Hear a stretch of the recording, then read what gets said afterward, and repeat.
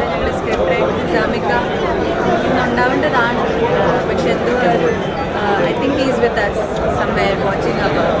അപ്പോൾ ആ ഒരു ഹെവി ഹാർട്ടോടെയാണ് ഞങ്ങൾ സിനിമ കണ്ടത്. എന്നാൽ പോലും സിനിമ വരുന്ന ഒരു സമയം, ആ റിലീസിന് സന്തോഷം വേണ്ട ഒരു സമയമാണ്. പക്ഷെ ഒന്ന് കുറച്ച് ഞങ്ങൾ ഒരു ഹെവി ഹാർട്ടഡ് ആണ്. എന്നാൽ പോലും എല്ലാവർക്കും ഇഷ്ടപ്പെട്ടു എന്നുള്ളൊരു വിശ്വാസമുണ്ട്.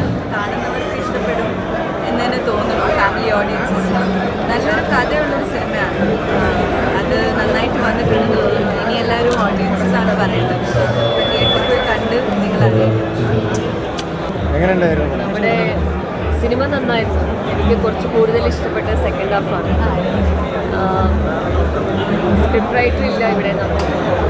നിസാക്കയുടെ കുഞ്ഞ് ജനിച്ചു, ആ സന്തോഷമുണ്ട്. പക്ഷേ കുഞ്ഞിൻ്റെ അമ്മയില്ല എന്നുള്ളൊരു വളരെ വലിയ ദുഃഖമുണ്ട്.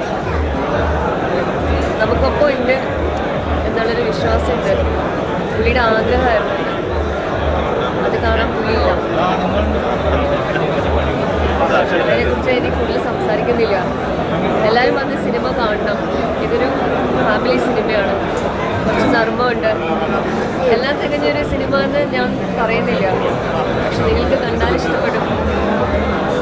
വരിക. Thank you so much. നല്ല സീരിയസ് ആയിട്ടുള്ള സബ്ജക്റ്റ് സംസാരിച്ചിരിക്കുന്നു.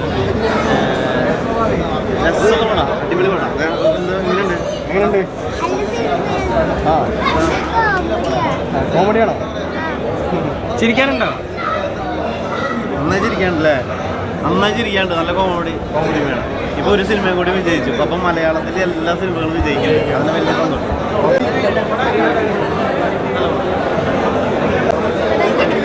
സിനിമയാണ്. ഫ്രഷ് കണ്ടൻറ്റാണ്.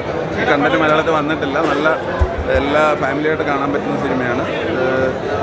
ഒരു 1:55 ഡ്യൂറേഷൻ. ആ സമയം വരെ ഭയങ്കര എൻഗേജിങ് ആണ് പടം. ഫാമിലിയായിട്ട് എല്ലാവർക്കും കാണാൻ പറ്റിയ ഒരു മനോഹരമായ സിനിമയാണ്.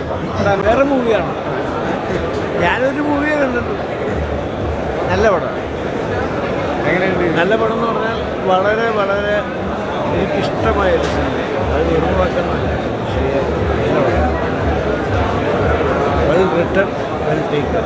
പക്ഷേ ദുഃഖം ആ എഴുതിയ ആൾ പാവം ഇല്ല. അയാളുണ്ടാവേണ്ടതായിരുന്നു.